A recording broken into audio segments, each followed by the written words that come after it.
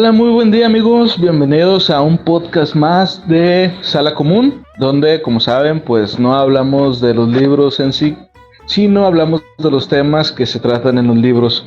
El día de hoy ya sería el último video de esta especie de miniserie que estuvimos haciendo hablando de libros de distopías.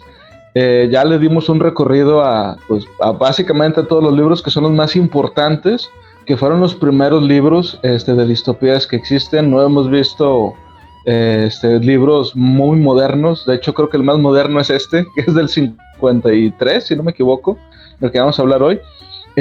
Y yo tenía pensado que hiciéramos una especie como de línea temporal, pero yo creo que eso ya lo dejamos para otra ocasión, porque no lo preparamos bien. Pero bueno, antes de que se me pase, quiero comentarles, porque luego se me pasa y lo termino diciendo hasta el final del video. Ya tenemos canal de YouTube para que la gente nos pueda seguir por ahí. Suscríbanse por favor, denle click a la campanita y todas esas cosas que los youtubers de éxito hacen. Para nosotros también lo voy a hacer youtubers de éxito también. También recuerden que nos pueden seguir a través de Spotify, Anchor y muchas otras páginas en donde hay podcast en audio. Y pues la página de Facebook, que es en donde principalmente publicamos cosas, que sería Biblioteca Pública Mundial, así tal cual búsquenlo en Facebook. Y bueno, el día de hoy vamos a hablar de el libro de un autor que de hecho no habíamos mencionado antes, que se llama Ray Bradbury. El libro es Fahrenheit 451. No sé si quieras, antes de comenzar ya con los puntos, ¿quieres mencionar algo al respecto, Marfileño? Pues sí, efectivamente, esta es la obra más reciente. Estamos hablando de una obra, sí, efectivamente, de 1953. Aquí las cuestiones que vamos a tomar, a comparación de distopías anteriores, donde la sociedad ya te hablan un poquito más de los conceptos de cómo era el control total a través de la distribución de, ya sea drogas, como lo hablamos anteriormente con el Soma, ya sea a través de la distribución de bienes, como lo manejamos anteriormente en 1984, y la distribución política. Aquí vemos un tipo de control totalitario a través de la ignorancia. Es un control que hemos visto en otros libros, pero aquí en la base del libro en sí es la total represión sobre el conocimiento y al mismo tiempo de llenar la información con conocimiento basura. Dentro del libro vamos a estar viendo una temática meramente dirigida al conocimiento, a lo que son las bases de la sociedad, en base a lo que se está viendo en los alrededores y cómo este mismo conocimiento es el peligro en contra del gobierno, como en este caso el totalitarismo solamente quiere reprimir el conocimiento para poder controlarlo. No es una sociedad que está subyugada, no están quitados de bienes, no están negados a tener pareja o demás, simplemente ellos van a intentar suprimir a través del conocimiento. Así es. Mr. Alfa, ¿algo que quieras agregar antes de comenzar con los puntos? Claro que sí. Recuerden que el conocimiento es la pieza angular de nuestra sociedad, sobre todo de nuestra batalla por la igualdad. Y recuerden que en muchas ocasiones no todo es lo que parece. Muy bien. Bueno, algo que sí me gustaría comentar al respecto de esa hipotética línea temporal que tenemos pensado hacer, situaría, bueno, ya ustedes me dirán si me equivoco o no, situaría esta obra despuesito de lo que fue el Telón de Hierro, porque estamos viendo una sociedad, como dicen ustedes, que no está pues totalmente controlada, o sea, no es una sociedad totalitaria tal cual. Pero sí controlan mucho el qué puede saber y qué no, y aparte ya aquí vemos cómo va empezando ciertas cosas que luego vemos en posteriores obras como 1984 con las cuestiones de la televisión y la vigilancia, y obviamente eso de andar editando y modificando lo que está escrito y lo que la gente tiene acceso. Yo creo que ahí se situaría. Después de París en el siglo XX y luego el Telón de Hierro, se iría esta obra, creo yo. Digo, no sé si ustedes lo piensen igual. Digo, a lo mejor se mencionan avances tecnológicos que pues en ese momento en las demás obras no se mencionan, pero podría ser una línea alterna. Sí, podría ser como una línea alterna, tal vez yo lo situaría también en un transcurso de un mundo feliz, por las cuestiones de los avances tecnológicos. Digo, no, yo sé que no se menciona tanto con cuestión de la sociedad, pero sí estaría ubicado por ahí entre el Talón de Hierro y sí entre Un Mundo Feliz, tal vez. Uh-huh. Fíjate que yo lo ubicaría un poco entre Un Mundo Feliz y 1984, porque entra mucho lo que es la represión de conocimiento, como ya mencionamos, pero esto ahorita lo vamos a explicar un poquito más adelante, y un poco por los avances tecnológicos que mencionamos. De hecho, hay un avance que no se ha mencionado con anterioridad, que está muy chido, que está muy, muy bueno aquí. Eso lo vamos a ver. Si no lo tocamos, yo se los digo porque es parte de la trama. Tú no lo tocas. Con mucho gusto a todos a la vez. Ok, bueno, el primer punto, esto es algo que me pareció muy, muy interesante, sobre todo porque, al igual que lo que pasó con George Orwell, Ray Bradbury vivió en carne propia mucho de lo que aparece en su obra. Recordemos que esta obra se escribió en el 53, y en una entrevista, Ray Bradbury dijo que se inspiró para escribir esta obra por su preocupación en lo que estaba ocurriendo en Estados Unidos en ese momento con el macartismo. Si no mal recuerdo, el macartismo era cuando en Estados Unidos tenían el pánico así, pero horrible, con lo del comunismo. Estamos hablando de que recién se acababa de terminar la Segunda Guerra Mundial. Rusia pues estaba asentando en lo que iba a ser después lo que fue la Unión Soviética. Y en Estados Unidos la gente estaba bien aterrada con que tu primo o tu hermano, tu vecino, tuvieran ideologías comunistas. Y de hecho hay muchos chistes en muchas caricaturas viejas donde hablan de esto del comunismo. Incluso hay obras de terror que se crearon basándose en este concepto del no saber que si la otra persona es comunista o no. Ya después hablaremos de eso, a lo mejor en octubre. Pero ustedes, ¿qué piensan de esto? De cómo era el macartismo, que como tal no era una forma de represión tal cual, al menos no como la que hemos visto, por ejemplo, en Corea, o en Corea del Norte, o la que hemos visto en Rusia. Pero ustedes, ¿qué piensan de esto del macartismo? Pues es censura, a final de cuentas. Yo creo que es el punto más extremo de la censura, porque la censura en sí no te permite llegar a cierta información, pero no niega la existencia de la misma.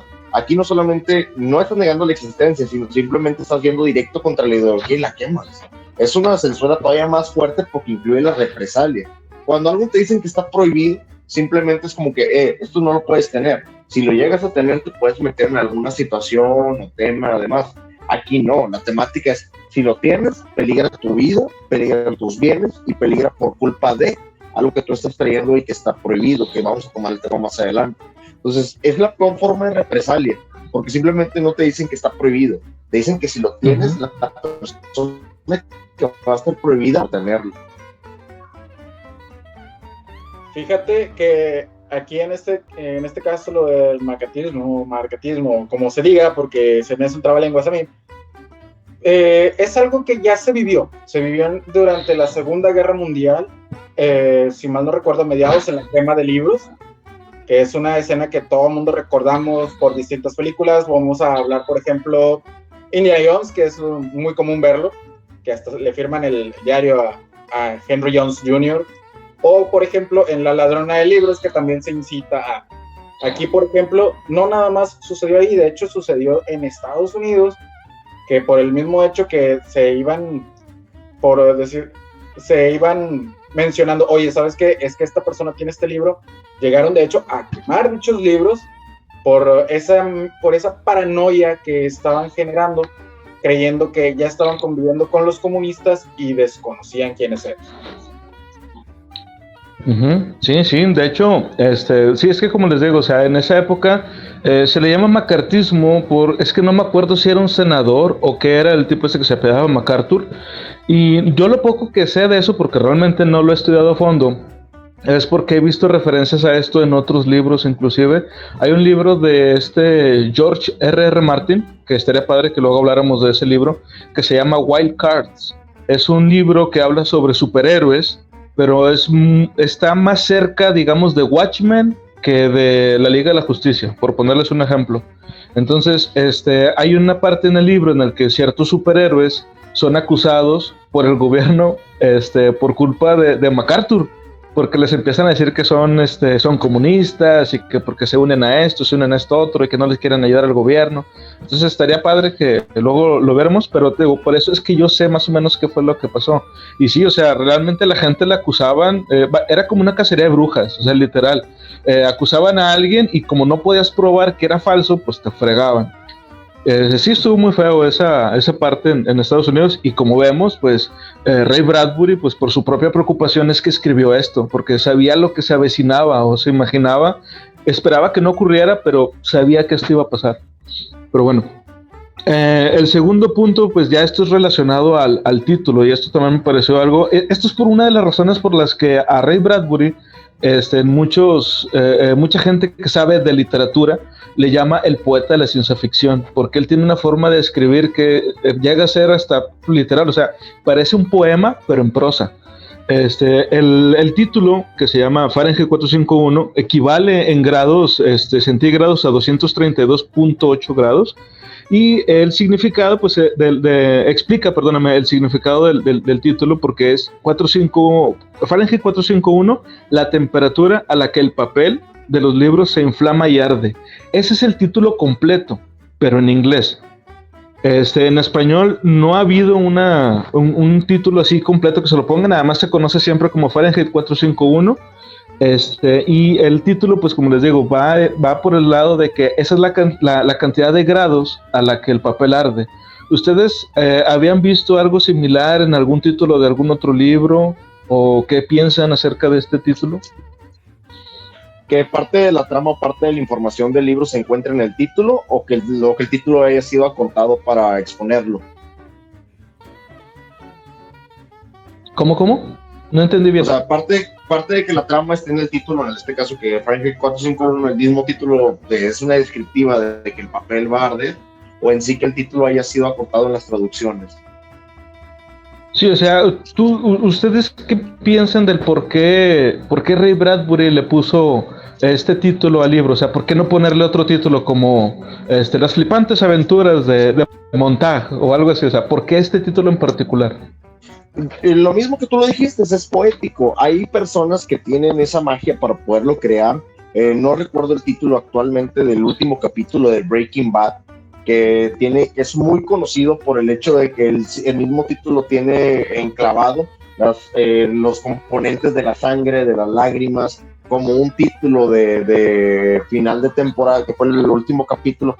Yo creo que es algo poético, digo, no lo he visto en libros actualmente, no lo he visto en alguna situación, pero yo podría comparar eso, como que parte de la información que va a suceder, o parte lo esconden de una manera tan inteligente que es imperceptible, para poderlo hacer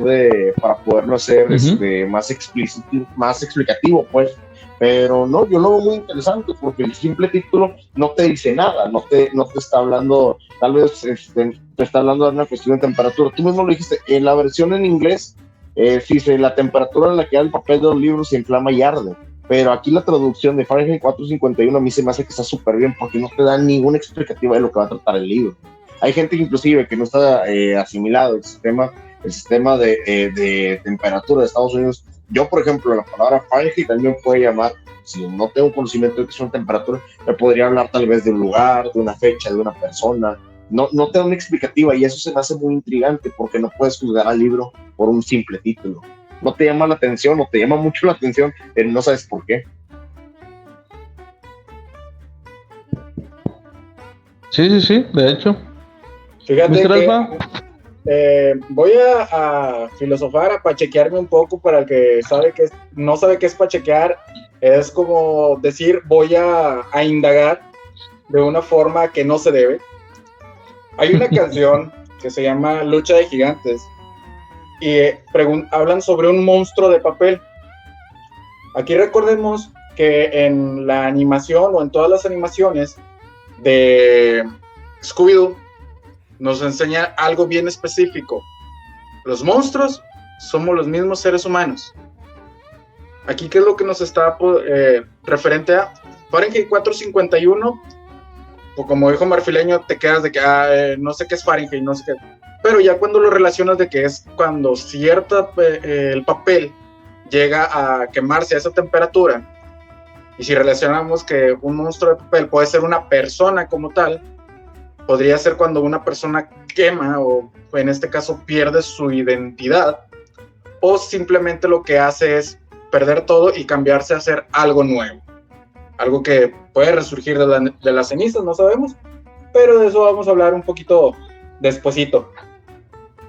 Sí, no, de hecho, como dice también Marfileño, digo, cuando una persona ve este título, hasta podrá decir, oye, a lo mejor es una dirección, o oye, a lo mejor tiene algo que ver con una casa, o no sé, algo así. Me recordaste, perdón por interrumpirte rápido, me recordó a Tony Tuacasia Avenue. Ándale, exacto.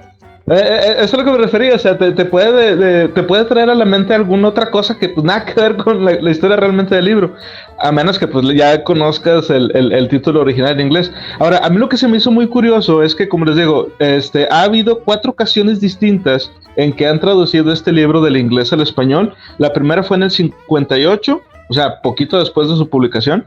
Después en el 67, en el 2012 y en el 2016. Y en ninguna le han puesto el subtítulo, digamos. O sea, siempre ha sido nada más Fahrenheit 451. ¿Por qué? Pues quién sabe. Lo más probable es que haya sido por marketing. Porque es más fácil vender el puro título precisamente por la interrogante que te causa que el ponerle todo lo demás. Pero bueno, ya la gente de marketing que nos estará viendo, pues quizá nos podría explicar un poco más al respecto.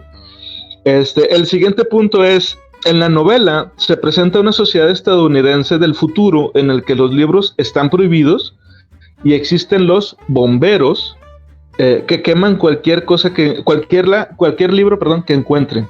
¿Ustedes qué piensan respecto a esto de la quema de libros? Deja tú la prohibición, la quema de libros. Ok, primero que nada, vamos a aclarar esto. Esto sucede en una ciudad de medio oeste de Estados Unidos y sucede en el año 1999, o sea, ya la libramos, no se apuren, ya fueron hace 21 años. Hay un gobierno totalitarista directamente y estamos en medio de una guerra nuclear. Seamos realistas, desde los años 50 que empezó la Guerra Fría, estamos todos así con la mano en el rosario, con el Jesús en la boca, dice mi madre, porque no sabemos cuándo vaya a desatar esto. En cuestión a lo que es la quema, los bomberos, que sigo pensando que es como Homero, que en lugar de ayudar a apagar genera los incendios, creo que entra un poquito más lo que mencionamos al principio, la búsqueda del conocimiento, o mejor dicho, la censura o la prohibición del conocimiento, para de esa forma tener un mejor control de las masas. Digo, ya lo hemos hablado en otros podcasts, donde prefieren mejor quererte ignorante para darte esa libertad, entre comillas, donde en realidad eres un esclavo más y no te das cuenta. Sí, de hecho, Marfileño. Pues la quema de libros, yo lo comenté al principio, simplemente es la cuestión de, ¿sabes qué? No quiero ponerte el conocimiento a la mano porque no sé qué vayas a hacer con él, mejor lo elimino de tajo. Recuerda, el dicho muy conocido que dice, muerto el perro, se acabó la rabia. Ahí yo no estoy combatiendo a ningún perro, prefiero, ¿sabes qué? Lo voy a combatir a la rabia, no quiero que tengan conocimiento, no quiero que se esparza, simplemente lo elimino de raíz, quemo todo material, libro y demás información que esté a la mano, y así ya no tendría el problema. No necesito censurar nada, porque no va a haber nada que censurar si al final de cuentas eliminamos toda la información. Ahora, estamos hablando también al principio, y a lo mejor la traducción, la gente dirá bomberos, porque bomberos, bueno, en Estados Unidos la palabra bombero es firefighter, y ahí pierde totalmente el sentido de la misma. De hecho, durante la información que sale en la trama, los mismos bomberos no sabían qué significaba ser un bombero tal cual, o cuál era la labor de ellos, porque le hacen los comentarios de que los bomberos apagaban incendios, no creaban incendios, y se les hace ilógico.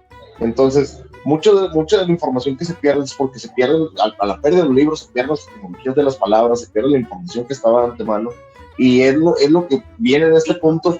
Si tú no tienes la información porque la han eliminado, no es necesario que la sepas. Te van a decir el voz a voz, el boca a boca, o la información que le interesa a la gente que se reproduzca en las masas, sin necesidad de que haya un avance, sin necesidad de que haya algún documento histórico que avale la información que estás dando. Digo, yo lo veo por ese lado, realmente lo veo por la cuestión de que no quiero que se dé conocimiento, simplemente no lo voy a censurar, lo elimino.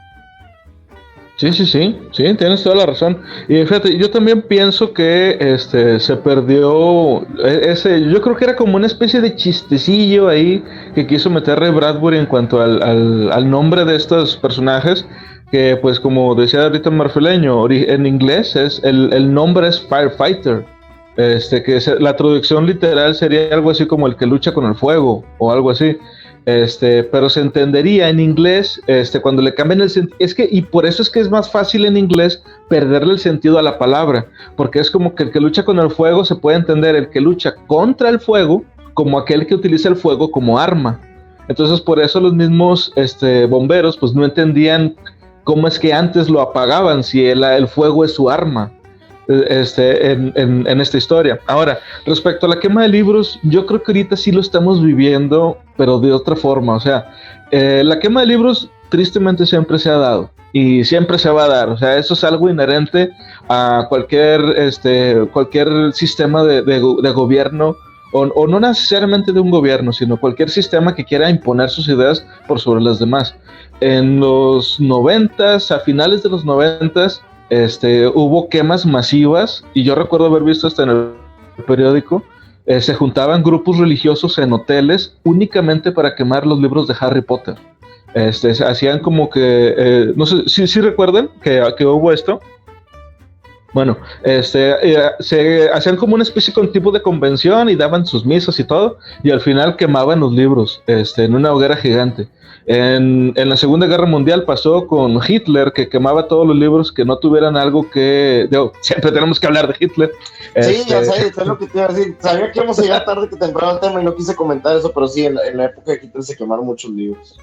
Se quemaron muchos libros, digo, y quién sabe cuánta información se haya perdido ahí, tanto, digo, de conocimientos varios, o sea, miscelánea de información que se perdió ahí. En México, nosotros personalmente no lo vivimos, pero nuestros antepasados sí, cuando llegaron los españoles, que quemaron muchos textos que había de las culturas prehispánicas que había, de los aztecas, de los mayas, quemaron muchos códices, otros se los quedaron. No sabemos realmente qué había ahí. Hay algunos libros que tenemos que se basan en lo que estaba escrito al parecer en algunos de ellos, como el Popol Vuh, pero realmente no sabemos si eso estaba ahí o no. Ahora, un poco más atrás, en la quema bueno, no sabemos realmente si se quemó nada más una vez o varias, pero la gran biblioteca de Alejandría, cuántos rollos de libros había ahí, cuánta información que nunca vamos a saber si la pudiéramos o la podamos llegar a recuperar o no. Hipócrates, cuántos remedios tenía y no sabemos ni siquiera cómo lo hacía, porque muchos de sus textos fueron quemados. Tengo entendido que hicieron la ridiculez de algunos de sus libros ni siquiera quemarlos, sino utilizarlos para otras cosas. O sea, de que pues, ya ven que eran como papiros, lo utilizaban como para rellenar, o sea, como para hacer la mezcla para las, ¿cómo se dice? El mortero, para las construcciones y todo eso. O sea, pasaron muchas cosas, pero a lo que voy, y ahorita como lo estamos viendo en la actualidad es con el que borran los libros de las páginas de internet.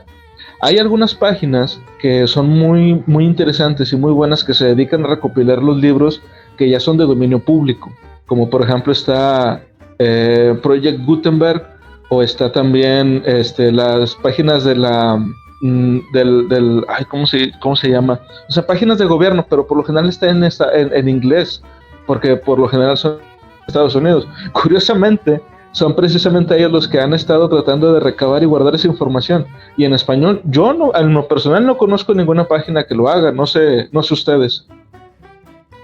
Las páginas de las universidades, mucha de la información que ellos te solicitan, textos y demás, ellos te comparten claves. Digo, en el caso me tocó mucha de la información que te pedían de los libros, no te pedían comprarlas. Donde yo estudié, o donde estoy estudiando, mejor dicho, te daban la información y ellos te recopilaban ciertos libros que te recomendaban, dando énfasis a la de tu materia, y tenían una vasta cantidad de libros no relacionados a la misma, que eran para lectura general, por así decirlo, y eso se me hace interesante, pero tenías que ser alumno de la escuela para que te asignaran usuario y contraseña de la misma, la cual te voy a decir, era muy genérica, normalmente eran cuestiones demasiado genéricas para tener acceso. A mí se me había hecho muy buena onda de que, oye, podemos compartir esa información para otros lados. No, porque tu login va a estar registrado. Si vemos que hay una anomalía, te vamos a quitar el usuario. Yo, digo, como información general, ¿no? Sí, no, y digo, no podemos ponernos tampoco de que, qué mamones, ¿por qué hacen eso? Porque pues no, digo, ellos se están dando el tiempo de guardar esos documentos y pues obviamente, pues si quieren, necesitan también de alguna forma tener un cierto control. ¿Qué ibas a decir, Mr. Alfa? Fíjate que donde yo estudié, lo que hacían para ahorrarnos hasta cierto punto la investigación, nos daban ya compilados de libros. De hecho, si pueden ver ahí arriba, todos esos libros son compilados de libros que nos otorgaban referente a nuestras carreras. No lo hacían con la finalidad de ahorrarnos, sino decían, bueno, sabes que esto es lo básico. Y aquí vienen las referencias de dónde lo vas a encontrar. Todo está en biblioteca, pero te menciono solo una cosa, tenemos un ejemplar de cada uno. No los hemos digitalizado, no nada. Tómate tu tiempo. Y de hecho éramos como 1,000 alumnos de la misma carrera y todos teníamos que llegar desde las 7 de la mañana que abrían biblioteca, nos íbamos hasta las 10 de la noche que cerraban para poder utilizar todos los libros conforme a... Sí hay escuelas que los recopilan, sí, en efecto, y la verdad agradecemos a esas escuelas y sobre todo a las escuelas que deciden compartir, pero si ustedes escuchas o que nos están viendo, creen que nosotros podemos hacer lo mismo, compártanos los libros, no hay ningún problema. Nosotros creamos también una página para tenerlos y por qué no compartirlos con ustedes. A final de cuentas, por algo somos la Biblioteca Pública Mundial. Pero ¿estás de acuerdo que eso está mal? O sea, está mal que tengamos que esconder la información y no tener que publicarla de manera abierta por miedo y a las represalias de las editoriales. Perdóname, pero cuando los libros son de dominio público, yo considero que se debería de ser información que tengamos a la mano sin necesidad de ser considerados como piratería o sin necesidad de ser considerados de que este pertenece a tal. Quítale las ilustraciones, quítale las portadas, quítale la información. Solamente nos interesa el contenido de los libros. Quien lo haya de tener en físico o que lo quiera tener en físico, lo puede comprar, no te lo voy a negar, pero la información debería ser gratuita para poderla distribuir de manera equitativa, no solamente porque si el libro es muy nuevo, te entiendo, la persona se esforzó, tiene su distribución, tendrá su nicho para publicarlo y está excelente, pero aquellos libros que hayan cumplido con la caducidad que tienen los derechos de autor, siento que no debería de haber represalias para poderlos compartir de manera pública sin necesidad de censura, porque es lo que tenemos. No lo podemos subir a nuestra página de Facebook, porque si lo subimos directo a Facebook, como lo habíamos hablado anteriormente con ellos, lo van a quitar el link, van a quitar la liga, y eso está mal. Estamos compartiendo información que debería ser de dominio público. Considero yo que debería de haber alguna situación para que algún editorial pudiera tener esa manera de acercar al mundo, y a lo mejor no repartas todas las obras, pero sí comparte mucha de la información. Si te quieres quedar con la obra más la obra más destacada de cierto autor, quédatela, pero danos la información del resto, ya veré yo si me acerco. Sí. De hecho, mira, en Colombia, nada más que ahorita no tengo aquí la aplicación, pero ahí les voy a dejar el enlace en la descripción del video. En Colombia sacaron una aplicación para celulares que es de la biblioteca del país, o sea, es la biblioteca, digamos, la más importante pues de ellos, y tienen un montón de libros. La aplicación es gratis y lo más genial de todo es que hay muchos libros que son o sea, el mismo libro lo tienes en diferentes formatos. Hay en audiolibro, hay diferentes ediciones del mismo, ahí lo puedes leer, están en PDF, están en EPUB y dentro de la misma aplicación lo puedes leer. Entonces es algo parecido a lo que tú comentabas, pero sí sería algo muy bueno que cada país tuviera algo así para que más gente tuviera acceso a los libros que quieran leer. Porque a mí también se me hace una tontería que teniendo la tecnología que tenemos ahora, todavía haya esa censura y sobre todo con los libros. Porque como dices, ok, alguien escribió el libro y un libro nuevo, pues obviamente no te lo van a regalar así de gratis tampoco, porque se esforzó y se quemó las pestañas en escribir y idear la historia el autor. Pero todos los demás libros, Los que ya son de dominio público, o sea, no es dominio público entonces porque tengo que ir a pagarle a la editorial que lo publicó. Ahora, ok, yo tengo que pagar pues por el papel y todo, pero si ya tenemos tablets, si tenemos los celulares, ¿no es más fácil nada más descargar el libro y ya? Y como lo hacemos, pues luego andan borrando los libros de las páginas web, y eso es lo que sí me parece bien mal, porque, ok, ya no los queman, ahora los borran, pero pues básicamente es lo mismo. Pero bueno, esperemos que estas cosas cambien, porque al menos aquí en México, que es donde vivimos, no hay una librería o no hay una biblioteca cerca, que esa sería la otra opción, que haya bibliotecas donde puedas ir y sacas el libro y ahí lo lees, pero pues bueno, no hay eso todavía. Al menos no aquí. Bueno, ahora el siguiente punto.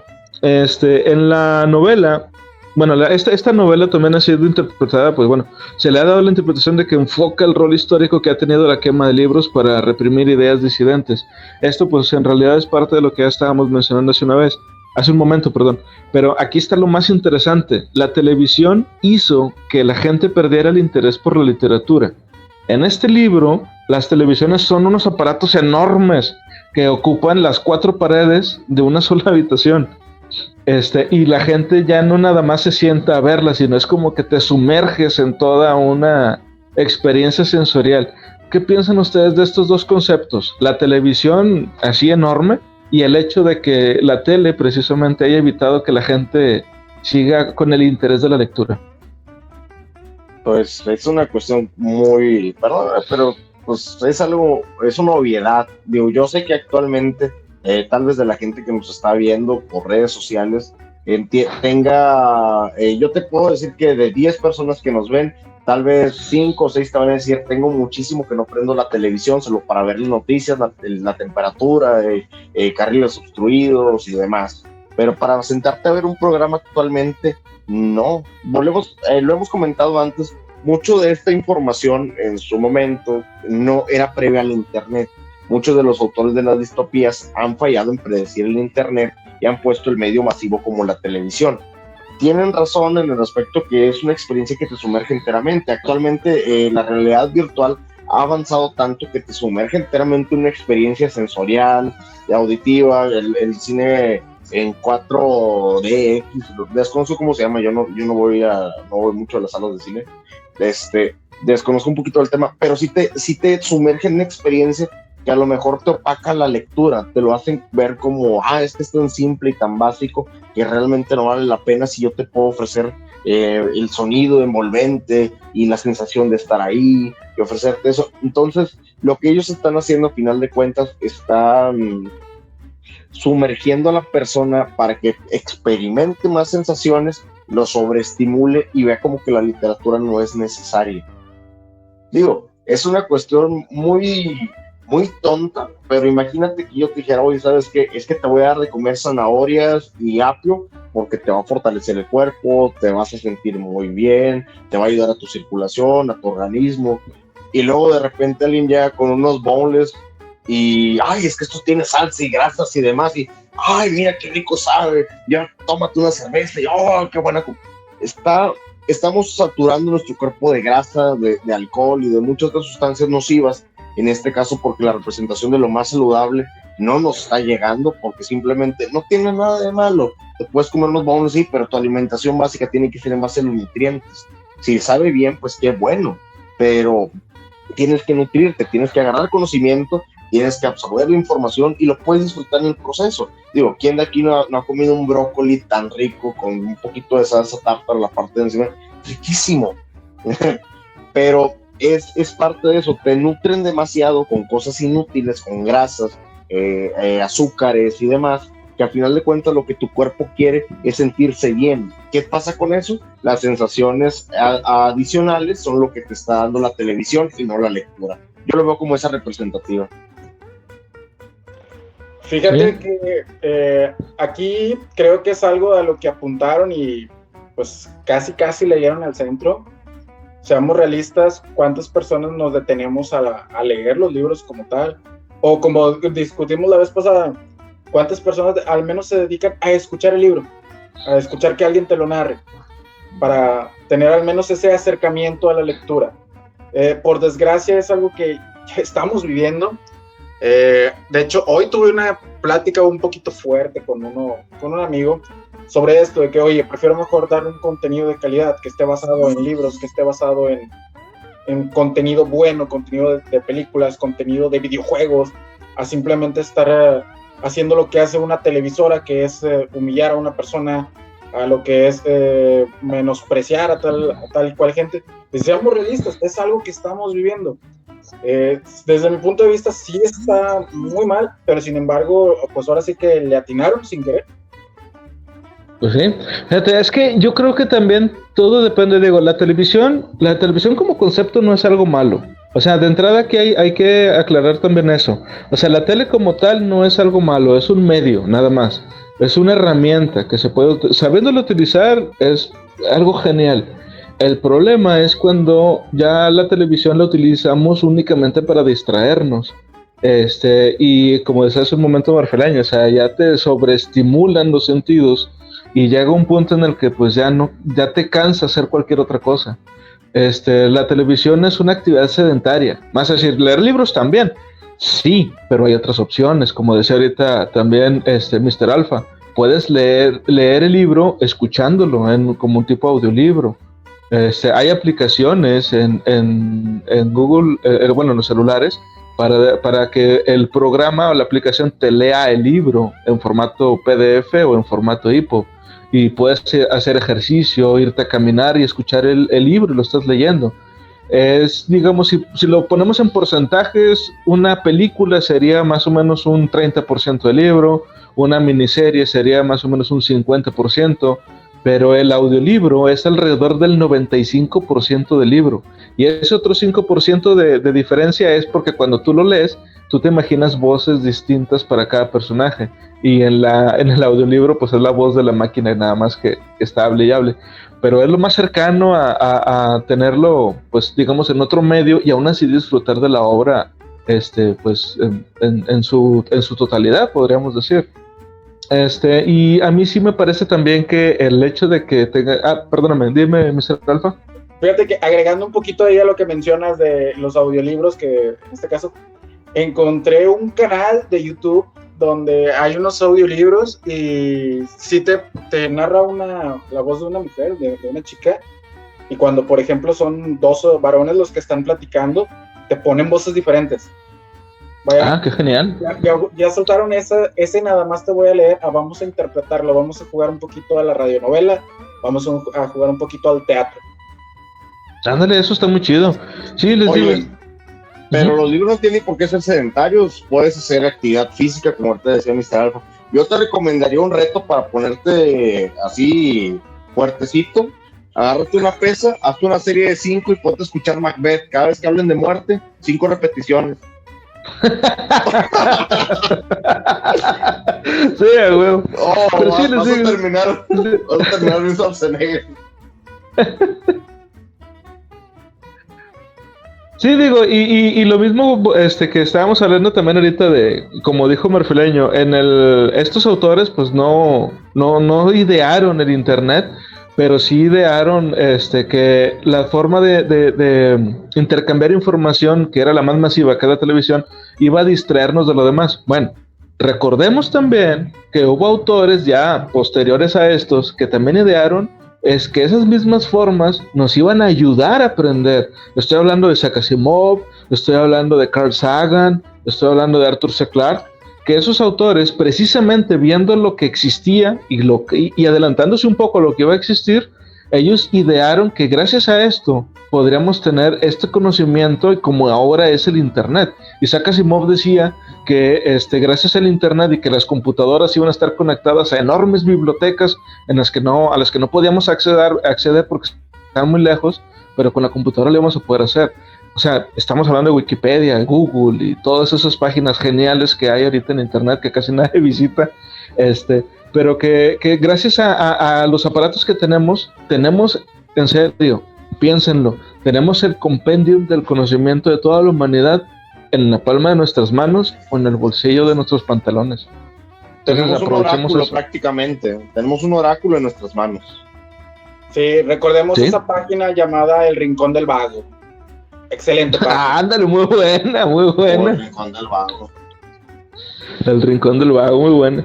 Bueno, el siguiente punto a mí me pareció muy interesante, porque es el que hace que Montag empiece a cambiar su forma de percibir los libros. Montag, no habíamos dicho esto, Guy Montag es el nombre del personaje principal de la serie, perdón, de la serie del libro, y un suceso que se lleva a cabo dentro de la novela hace que Montag empiece a preguntarse si lo que está haciendo está correcto o no. Recordemos que él era un bombero, o sea, era de la gente que quemaba los libros. Pero en el libro se queda, en una casa que van y queman, se guarda un libro. Este libro es la Biblia. Y a mí me pareció muy interesante que este libro fuera el que se guardara. Digo, pudo haber sido cualquier otro. De hecho, en una versión de una película, aparece el libro de Mi lucha, Hitler. Adelante, Marceleño. Me gustaría, porque ahorita no lo habíamos comentado aún, porque ahora hablamos de la quema de libros. Los bomberos no directamente iban sobre la quema de libros, y es el punto que dije al principio, quemaban todo lo que hubiera. Si había libros o sospecha de libro en la casa que ellos podrían comprobar a través de una tecnología que la verdad eran unos radares buenísimos para detectar ese tipo de situaciones, ellos podían saber, en esta casa hay libros, quemaban la casa con gente, con lo que hubiera dentro, quemaban lo que fuera. Entonces, no sí. Estamos hablando de la represión directa sobre el libro, sino sobre las personas que tienen el libro en posesión, porque iban a perder sus bienes, material, inclusive la vida si era necesario. Sí, porque ya era como que estaban contaminados. Ajá, adelante. De hecho, yo quería tocar el tema ese de los detectores. No sé si en algún momento algún radioescucha, alguien que nos está viendo, alcanzaron a ver la serie de Jimmy Neutron, el niño genio. Existían claro, unos perros mecánicos, robóticos, que eran esos radares precisamente. Así tal cual. Tienes razón, güey. Godard, sí es cierto. No me acordaba, no lo había relacionado, güey. Y pues aquí podemos ver lo que yo les mencioné hace rato. Yo lo situaba entre lo que era Un Mundo Feliz y lo que era 1984 por la tecnología que les dije. Es una tecnología que posteriormente les voy a tocar el tema. Aquí está esa tecnología. Perros robóticos que rastreaban personas que tenían libros o sospechas de libros. Sí, que los detectaban con unos químicos. O sea, era como el ADN, pues. Así es como te encontraban. Fíjate, sí es cierto, no me acordaba de Godard. Pero no era necesario que tuvieran, no estaban, sí era seguro que lo tenían, pero los perros detectaban. Por ejemplo, hay una parte de la trama en donde van y tocan la puerta y está el perro robótico rasgando la puerta del personaje y empieza a rasgar porque sabe que y lo ignoran y se retira el perro, pero eso él ya sabía que había libros ahí. A pesar de que es bombero y que tenga la convivencia con libros, porque pues a final de cuentas su jale era destrozarlos, destruirlos, quemarlos, el perro tenía la certeza de que ahí había. Sí, de hecho. Y bueno, otro, de este punto también de lo de la Biblia que les quería comentar, hay una película, no sé si ya la hayan visto, bueno, la gente que nos está viendo para que sepan, una película que se llama El libro de Eli, en inglés literalmente es el mismo título, The Book of Eli, o Eli, no sé cómo se pronunciará. Hacen también una referencia a esto, hablan del libro de la Biblia y es una... Aquí en la película pues ya es un elemento importante, pero sí me pareció interesante que Ray Bradbury mencionara la Biblia como un libro muy importante para el personaje principal de la historia, y no era en sí por su contenido, o sea, sencillamente fue el libro que él se guardó y que pues posteriormente hizo que le gustara leer o guardar los libros. ¿Ibas a decir algo, Mr. Alfa? Sí, el título de la película en español es El libro de los secretos. En español ese se llama. Y en inglés sí es el libro de Eli, ¿verdad? Ok. Yo lo encontré como las flipantes aventuras de Eli. No sé qué versión estaba viendo. Bueno, los que no la hayan visto, véanla, está muy chida. Es una mezcla entre este libro de Fahrenheit 451 y Mad Max. Está muy buena, está muy buena. Bueno, el siguiente punto, la persecución de un personaje del libro, de un criminal, de un sospechoso, porque ni siquiera era criminal, era un sospechoso. La persecución es televisada, por obviamente el gobierno y las televisoras lo pasaban por televisión todo esto. Y eso es algo que hemos visto desde como los 70s, 80s más o menos en Estados Unidos. ¿Ustedes qué piensan de esto? Los programas de cops. Bad boys, what you wanna do? Duro y directo, México, Dios mío. Para la gente que tenga más de 30 años aquí en México se van a acordar de los programas de Duro y Directo, que era un programa que también era muy amarillista en su momento. Y hacían persecuciones de criminales y casos sin resolver y cosas muy curiosas. Pero sí, de hecho algo muy interesante en el libro, digo, a lo mejor no es tanto spoiler porque realmente no afecta la trama. Cuando están haciendo estas persecuciones, logran capturar al sospechoso o al susodicho, pero pues no era él. A final de cuentas, atraparon a una persona que ni siquiera era un tipo que estaba por la calle echando un cigarro tranquilamente y de repente le cayeron encima y resuelto. Muchas de las cuestiones aquí o de las persecuciones que están viendo, por la misma ignorancia de la gente, de hecho durante el programa, si mal no recuerdo, le piden a la gente que salgan a buscarlo, dicen, díganos dónde está, ustedes que están en las calles, díganos dónde está, y el personaje principal se basaba en la ubicación del perro a través de las pantallas que él veía, él se estaba observando dónde estaba el perro para poderlo, el perro que estaba programado para cazarlo a él, dónde se encontraba. Entonces, este tipo de persecuciones, yo sé que los vemos de manera muy amarillista en ocasiones, porque aquí en México no se da tanto las persecuciones en vivo tan espectaculares, me refiero en el aspecto tan cineasta de que va el helicóptero arriba tomando la toma y van las patrullas persiguiéndolo, pero en el libro, al ver la sociedad estadounidense, como lo dijo Felipe, son programas de los 70, 80 donde ya hacían este tipo de situaciones reales, no eran representaciones de las mismas, eran situaciones reales en su momento, en vivos, por así decirlo. Yo siento que es parte del mismo amarillismo y el morbo que le va a traer a la gente ver ese tipo de situaciones que está sucediendo y te sacan un poquito, volvemos a lo mismo, te extrasensoría todo, de que, mira la emoción, prácticamente te sientes en el lugar del policía o del helicóptero que lo está persiguiendo por el tipo de vista, y eso pues te va a llamar a que tú lo estés viendo. Realmente de eso, a leer un libro, para ellos se les hacía más interesante ver ese tipo de situaciones.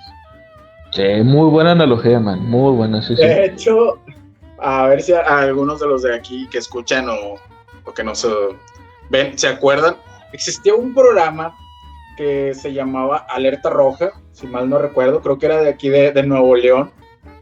Y, sí.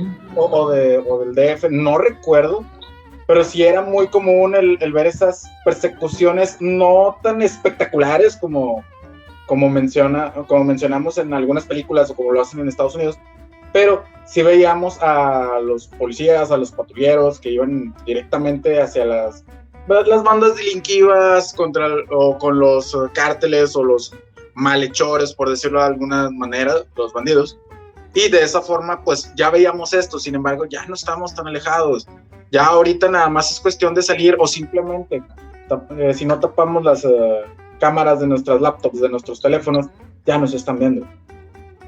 Sí, y tienes razón, o sea, estamos en una constante, pues, vigilancia, rastreo, análisis, si lo quieres ver de cierta forma, pero a mí sí me llamó mucho la atención de esta parte porque, como decías hace un momento, o sea, en esta parte al menos Bradbury le dio directo a la diana, con el que iban a estar televisando las persecuciones, y esto entra también dentro de la deshumanización, precisamente tanto del espectador, como de lo que se está televisando, digo, o sea, esto es exactamente lo mismo que sale en 1984 con eso de los 2 minutos de odio. Tienes esa persona ahí que va huyendo en un automóvil y ves cómo lo van persiguiendo en los helicópteros. Al rato a lo mejor hasta, de hecho no creo que no ha pasado, no sé, y espero realmente que no haya pasado, pero que le hayan disparado desde ahí arriba a lo mejor con un rifle francotirador y que salga en televisión. Espero que no haya sido así, pero sí he visto que, por ejemplo, lo que se ve es cómo le pegan las demás patrullas al carro para poderlo sacar, y sí ha habido obviamente pues accidentados y bastante fuertes, pero a lo que sí me llama la atención, Diego, es que le atinó directamente a esto Ray Bradbury, de que iba a pasar y pasó. O sea, vean que mucho de lo que hemos estado viendo a lo largo de toda esta miniserie sí se ha dado, de una u otra forma, pero sí se ha dado, o sea, sí le han atinado. Pero bueno, el último punto, al menos de los que yo sé que, un grupo de resistencia se dedica a memorizar y compartir las obras literarias del mundo. ¿Qué piensan de esto? Les aplaudo 1000 veces. Eso es de aplaudirse. Es la mejor rebeldía que puede haber contra el sistema, es combatirlo con conocimiento.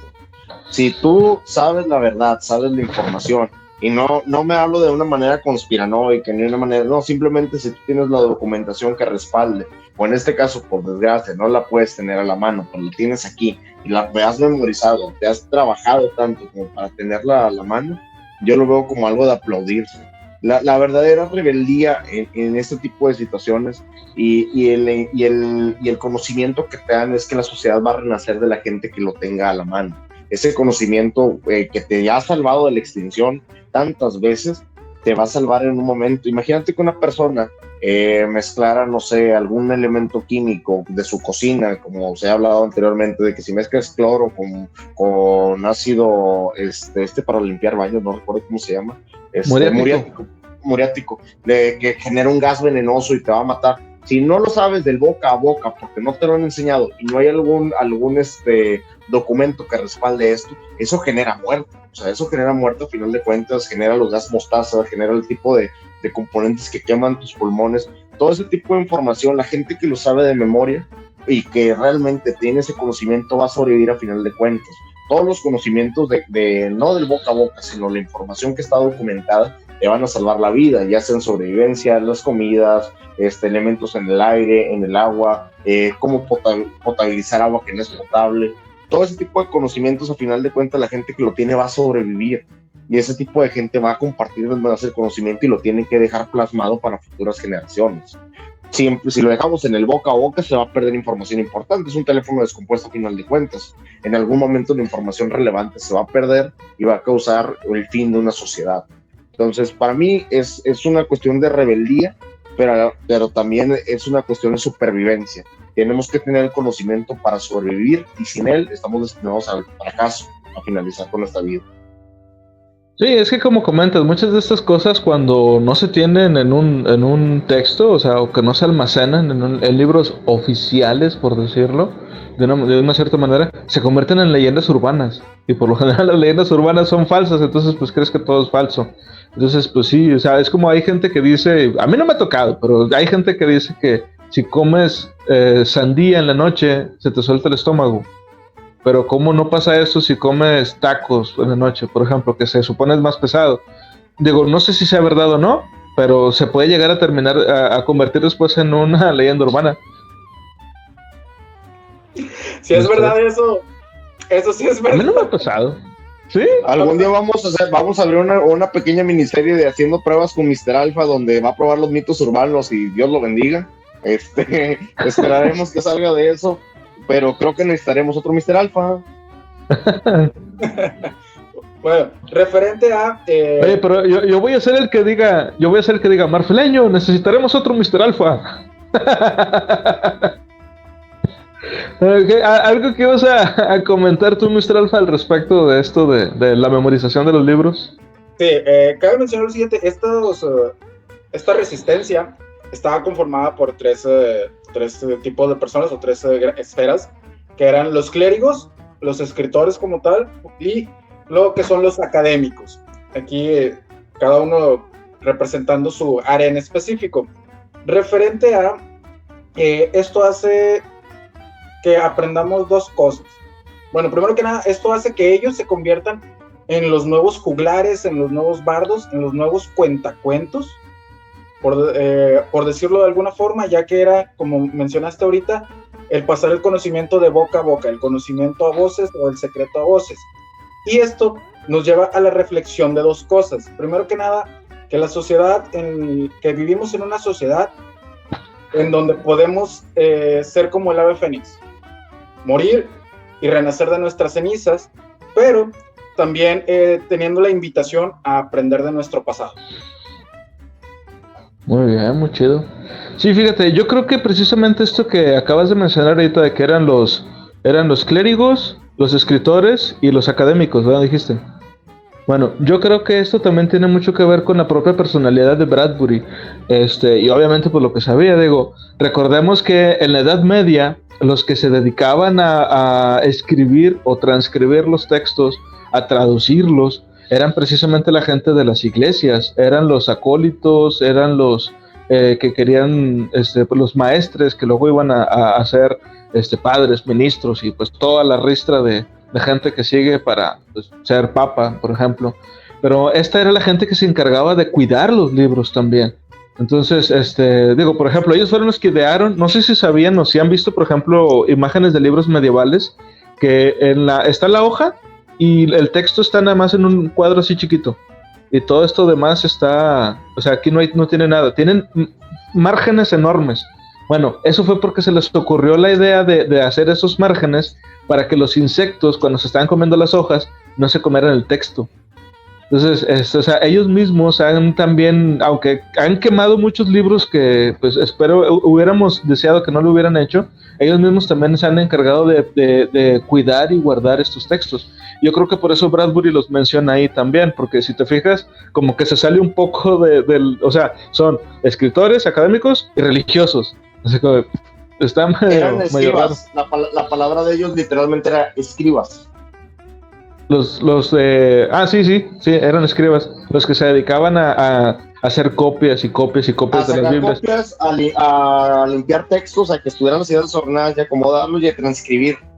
Y tomar dictado de papales o de... Si alguien tenía una idea y se ponían a escribir, a hablar ahí como locos, ellos se ponían a hacer las transcripciones, pasarlas a limpio y luego hacer los compilados. Eran escribas. Uh-huh. Sí, sí. Y bueno, ahora, ¿cómo podemos hacer lo que hicieron estos personajes? Gente, todos los libros que se llegan a encontrar y que puedan descargar de internet, descárguenlos. Guárdenlos en sus computadoras, guárdenlos en sus memorias flash. Digo, aunque no vayas a leer el libro hoy o mañana o el próximo año, tenlo ahí. Porque a lo mejor en el futuro algo pasa. Y estos libros, digo, los países luego van a empezar a pasar leyes en donde el copyright es con lo que nos van a tratar de vender la idea de que, oye, es que si tienes este libro es malo porque tú no lo compraste legalmente.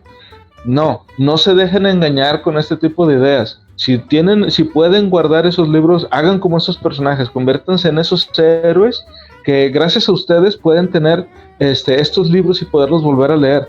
Muchos de estos libros, si ustedes leen una versión de ahora, o sea, en papel, quiero decir, y lo comparan con una versión de hace, no sé, 20 o 30 años, van a encontrar diferencias, porque la gente le va cambiando cosas. Si esto no me agrada, se lo tacho. Si esto no me gusta, se lo quito o lo cambio y le hago censura. O sea, imagínense, por ejemplo, volviendo un poco a lo que estábamos hablando en 1984 con el año lengua. Creo que fue a principios de año, publicaron El Principito en lenguaje inclusivo. Imagínense que algo pasa, esperemos que no, pero que algo pasa y se vuelve la norma. Ya nadie va a saber que El Principito se escribió primero en otro tipo de lenguaje y no lo va a poder leer así. Ahora a la fuerza lo va a tener que leer en el lenguaje inclusivo. Y a lo mejor me estoy viendo un poco exagerado con esto, pero es algo que puede llegar a pasar. Como empezamos a mencionar al principio del video, y lo decía Mr. Alpha, puede caer una bomba nuclear en cualquier momento, y a lo mejor ese va a ser lo único que vamos a mantener de una sociedad que pues se volcó contra sí misma, pero pues al menos tenemos algo para recordar quiénes éramos o quiénes fuimos en su momento, y no nos puedan controlar tan fácilmente. Pero bueno, los pensamientos finales, Mr. Alpha, ¿qué nos puedes decir acerca del libro? Tu conclusión. Recuerden, amigos, aunque se escuche medio raro, somos gente de papel, pero aún así siendo gente de papel, podemos ser ese papel que pasa una buena antorcha, que pasa un buen conocimiento, o que puede tener ese conocimiento para las nuevas generaciones. Muy bien, Marfleño. Bueno, La conclusión que yo diría del libro de Fahrenheit 451 y es muy dolorosa, es una conclusión muy, muy dolorosa. Algún día nos va a alcanzar, digo, está predicho, lo han predicho demasiados autores en las distopías anteriores. El conocimiento va a ser censurado, el conocimiento va a ser restringido, el conocimiento va a ser eliminado. Atesórenlo, cuídenlo, respétenlo, resguárdenlo, protéjanlo con su vida si es necesario, porque el conocimiento a final de cuentas dicta quiénes somos y quiénes seremos, no solamente quiénes fuimos. Mucha de la información que estamos viendo ahorita, en un futuro nuestros hijos y nuestras futuras generaciones no lo van a poder tener a la mano y nos va a doler tanto cuando alguien quiera imponer una ideología donde esto esté prohibido y donde tú recuerdes que pudiste haber tenido la oportunidad de compartir y recordar esta información y nunca lo hiciste.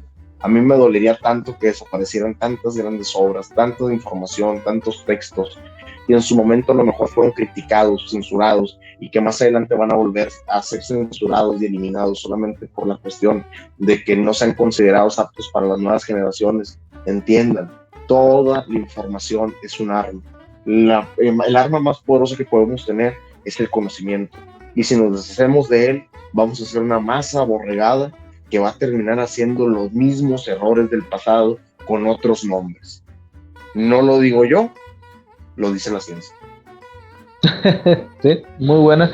Y yo también para terminar, pues igual, lo que les dije hace un momento, si pueden encontrar un libro en internet y descargarlo, háganlo. Descarguen tantos libros como puedan y sobre todo compártanlos. No se los queden nada más para ustedes. Si pueden quemarlos en un CD, si es que eso todavía lo hacen, o ya estoy de boomer, si pueden quemarlo en un CD, pásenlo a alguien más, o en una memoria USB, o compártanlo en tantas páginas como puedan, por WhatsApp a sus amigos, mándenlos por correos. Toda la forma que puedan compartir un libro, háganlo, porque es como decía Marfelaño, o sea, no dejemos que esto se pierda. Ahorita, si no lo quieres leer ahorita está bien, no hay problema, pero ahí tenlo y ten una forma de compartirlo. Hay muchas páginas en Facebook en donde yo he subido algún meme, en donde hago referencia a esto de descargar un libro y compartirlo y me bloquean. Tanto me bloquean el meme como me bloquean a mí y me salen con la excusa de, es que estás haciendo apología de la piratería. Para empezar es un meme. Y en segundo lugar, no es piratería, o sea, sencillamente si el libro lo puedo descargar de una página legalmente, como les había dicho de Proyecto Gutenberg, pues eso es a lo que yo me refería. Obviamente no te vas a meter de hacker a la librería del Congreso de Estados Unidos y descargar todo lo que hay ahí, o sea, pues no, tampoco. Pero hay muchas páginas en donde de forma legal pueden descargar libros. A esos a los que me refería también. Entren, descárguenlos, guárdenlos y compártanlos con todas las demás personas. Me gustaría aprovechar también que hiciéramos ya una conclusión, porque pues es el último video que vamos a hacer de distopías de momento. Vamos a hacer después otra miniserie, la segunda parte, ahora con más hierro o algo así, pero este es el fin de la primera parte de las distopías. ¿Algo que quieran mencionar al respecto? No hay fecha que no se llegue ni plazo que no se cumpla. Esto se habló desde los años 1800, estamos ya en el año 2020, en este bendito año 2020, podemos decirlo de alguna forma. Estamos cada vez más cerca a todo lo que apuntaron los autores. Aquí todo depende de ti que nos estás escuchando, que lleguemos a esos regímenes totalitaristas, a esa censura. De ti depende todo esto. Si tú quieres formar parte de la rebelión, todo depende de ti, de que pelees por tu alma, de que pelees por tu individualidad, de que pelees por la igualdad ante todos y sobre todo que pelees por tener un futuro mejor. Muy buena. ¿Marfleño? Prefiero vivir en el mundo del planeta de los simios a cualquiera de los libros que vimos anteriormente.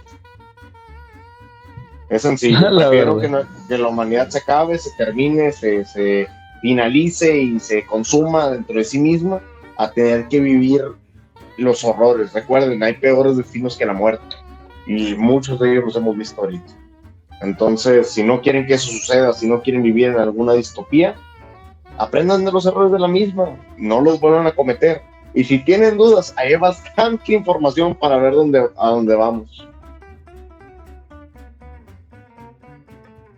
Sí, sí, muy buena. Bueno, yo pues como despedida diré que es mejor morir de pie que vivir de rodillas. Y yo creo que esa es la mejor forma de pensar y de ver las cosas de todo lo que hemos visto. Como decía Marfileño, hemos visto y hemos platicado de mundos horribles. Algunos parecían algo bueno, pero pues ya vimos que todo terminaba mal en realidad. Y yo creo que esa es la esencia de una distopía de entrada. Ya después veremos otras distopías diferentes que no son o no parecen tan malas, pero pues todas esconden algo negro por dentro. Y les quiero agradecer a todos los que nos estuvieron siguiendo en los podcasts, en los videos que hicimos también en YouTube, en Facebook, que siguieron nuestros videos. Van a venir cosas nuevas, vamos a seguir haciendo videos de libros. Tenemos algo planeado también ahora para octubre. Espero que nos sigan viendo. Suscríbanse, compartan. Se cuidan, raza. Nos vemos.